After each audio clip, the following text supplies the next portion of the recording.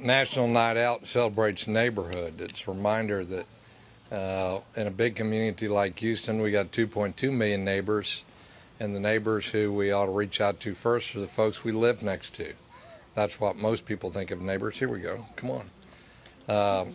This neighborhood is a great historic neighborhood with a lot of good people in the Greater Acre Homes area.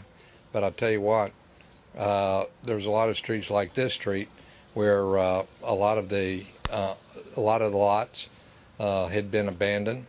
They'd been a target for illegal dumping and other sorts of illegal behavior, varmints running around, weed lots where you could find places where the weeds were up to your head, or beyond, I guess, Shalonda. And thank goodness, because of the LAR program, we've cracked down on people who didn't pay the taxes. Sometimes it was not they were bad people; they just hadn't had any interest in a lot that had been left to them, and there were multiple owners on it, and nobody wanted responsibility for paying taxes. That was their business, but the business of the whole community is making sure that people have a chance to build some wealth and equity in their property. It makes the neighborhood a lot safer when you have people looking after each other's property. So here we are in the middle of what we call a Houston Hope neighborhood, a neglected neighborhood where we're investing in a lot of services for the neighborhood, and it starts with giving the opportunity for home ownership. I won't go into all the details, but y'all need to help spread the word that there's a programs that's available that has good energy efficient houses. These are energy efficient houses, because don't forget those utility bills when you move into a house. That can be an expense too. We have 3 homeowners who will be closing within, homeowners to be, people closing within this month. And I just want to share with everybody some of the features in these 2 blocks. It's taken a whole lot of work. I know Ms. Jones is familiar with it, Mr. Tinnerman, Mr. Butler. It's taken a long time to get the foreclosures. But there's 17 lots that are in these 2 blocks. There's most of them had been taken down by the builders that we now have in inventory. I think what is about 9 that have been taken down so far. 23 additional ones in other stages of the foreclosure process. So where at one time, people had to be, thinking about if they go on a vacant lot, if they saw a snake or, you had tires piled up. Right now you're going to see where there's people living just in these houses and building some wealth for themselves. And I guess I'll put people on the spot a little bit for our homeowners. The only thing that we'd ask of people who move in the neighborhood is be a good neighbor and help be eyes and ears looking after your neighbor and get to know your neighbor. Isn't that a fair request? Is it? Could you say, I do? I do. Okay.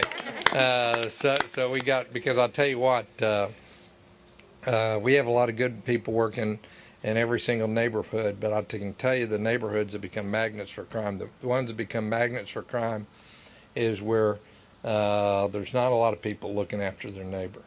Where there's a lot of abandoned properties where things that can go on and nobody knows about it, or where people, the longtime residents in the neighborhood, when they spot activity that is illegal, feel fearful because they feel isolated, and then they don't call or they don't take a picture of the license plate or write down the license plate because they're fearful of retaliation. And we have one of the most finest and most professional and productive police departments in the country.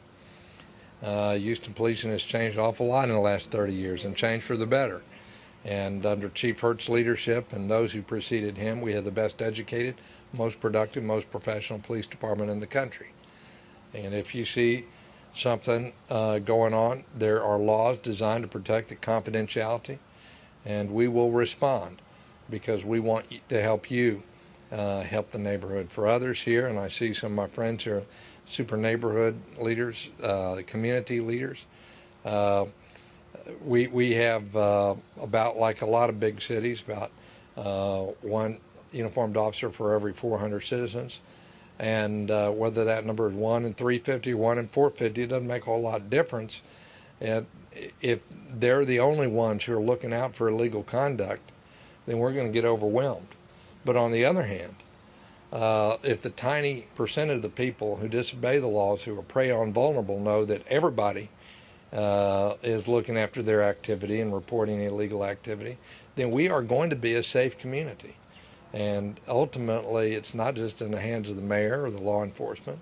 It's in the hands of the community members themselves. So we're doing our bit to make sure that people have homes they can call their own. And I want to say, for folks, including we have 3 people who will be neighbors here, get to know each other, because people have a hard time helping people they never met.